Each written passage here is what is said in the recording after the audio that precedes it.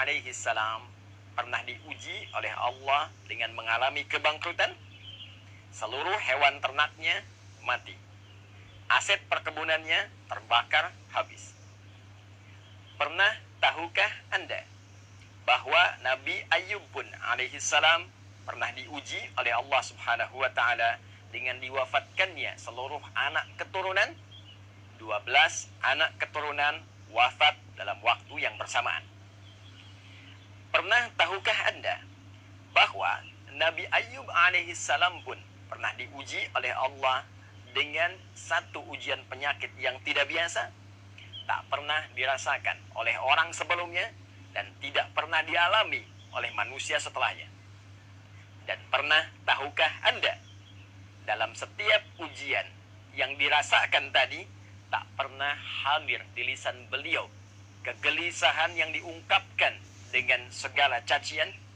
Tidak pernah ada makian, tidak pernah ada rasa pesimis, tidak pernah ada keluhan yang berlebihan. Saudaraku, yang terjadi dalam setiap ujian yang dititipkan oleh Allah untuk meningkatkan keyakinan dan iman beliau kepada Allah Subhanahu wa taala selalu diiringi dengan peningkatan ibadah yang luar biasa dari setiap tahap ujian yang dilalui. Beliau justru baru bermohon kepada Allah Subhanahu wa taala agar dianugerahi kesembuhan saat penyakit yang dimaksudkan mulai terasa menghambat kualitas ibadah beliau kepada Allah Subhanahu wa taala.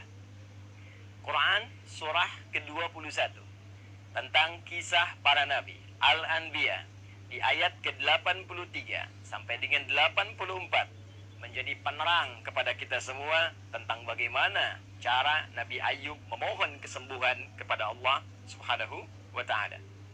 Wa ayyuba idh nada rabbahu anni massani yadhurru wa anta arhamur rahimin. Dan kami buka kisah Ayub alaihi salam ketika beliau bermohon dengan khusyuk kepada Rabb-Nya. Ya Allah, penyakit ini sudah mulai menghambat hamba untuk ibadah, sudah mulai menyakiti hamba, dan rasa sakit ini bukan hanya sekedar sakit berupa penyakit, tapi sudah mulai mengganggu hamba untuk ibadah kepadamu ya Rabb. Kalau cuma penyakit yang tidak mengganggu hamba untuk ibadah, hamba bisa menerimanya. Tapi kalau penyakit ini sudah mulai mengurangi cara hamba ibadah, mengurangi kualitas hamba untuk ibadah, maka hamba mohon kepadamu ya Rabb, anugerahkan kesembuhan agar hamba bisa ibadah maksimal seperti sebelumnya. Sungguh ya Allah, hanya Engkau yang menyayangi hamba. Jika pada yang maha penyayang saja tidak menyembuhkan, lantas kepada siapa lagi hamba mesti memohon? Pernah tahukah Anda, ketika kalimat ini dipanjatkan, bagaimana respon ilahi dalam menjawabnya? Turun ayat ke-84 untuk memberikan gambaran kepada kita secara cepat. Fastajabna lahu wa kashafna ma bihi min dhurrin wa atainahu ahlahu wa mithlahum ma'ahum rahmatan min indina wa dzikra lil 'abidin. Tidak menunggu lama, Allah langsung merespon seruan hamba terkasihnya. Pada masa itu, Ayub alaihi salam, kami langsung jawab doanya.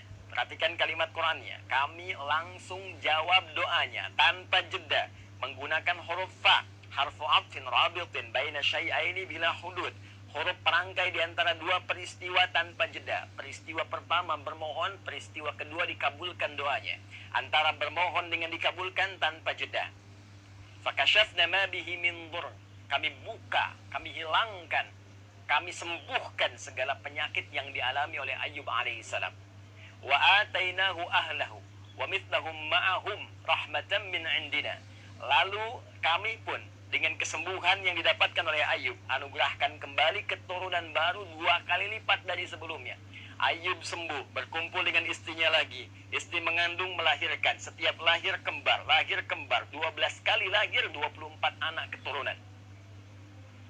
Bahkan aset-aset yang dirasakan hilang sebelumnya, hewan-hewan ternak yang mati, perkebunan yang hancur terbakar, oleh Allah dikembalikan lagi 2 kali lipat dari aset sebelumnya yang dirasakan hilang.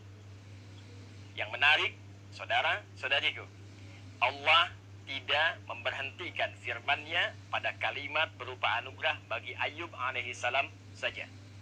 Namun ditutup ayat indah ini dengan firman-Nya wa dzikra lil 'abidin.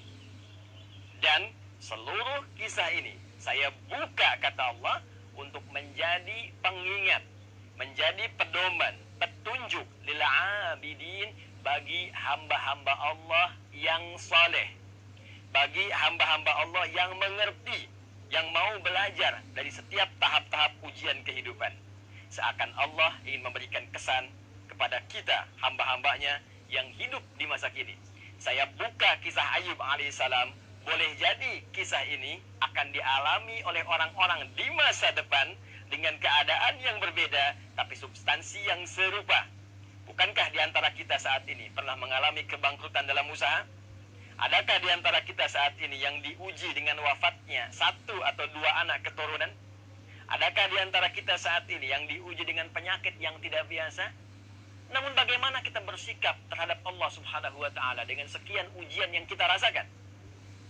Jangan-jangan alih-alih meningkatkan ibadah, betapa banyak keluhan keluar di lisan kita. Betapa banyak makian yang tidak pada tempatnya mengeluh di lisan kita. Betapa banyak kegelisahan hadir dalam hati, melahirkan prasangka buruk terhadap Allah Subhanahu wa Ta'ala.